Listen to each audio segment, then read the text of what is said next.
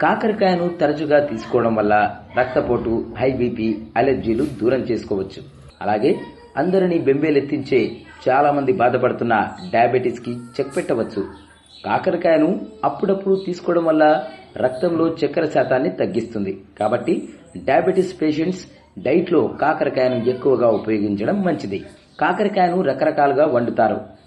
Fry చేసినా, పులుసు పెట్టినా రుచికరంగా ఉంటుంది. కాకపోతే కాస్త చేదు మాత్రం నాలుకకు తగులుతూ ఉంటుంది.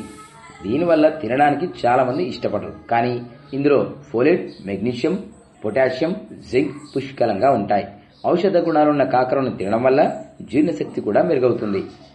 కాకరకాయలో కడుపులో నులి పురుగులను నాశనం చేసే గుణం కూడా ఉంది. అలాగే ఐరన్ ఎక్కువగా ఉంటుంది. క్యాలరీలు తక్కువగా ఉంటాయి. కాబట్టి రోగనిరోధక శక్తి కూడా పెరుగుతుంది. అలాగే అలెర్జీ, స్కిన్ ప్రాబ్లమ్స్, సోరియాసిస్ వంటి వ్యాధులను కూడా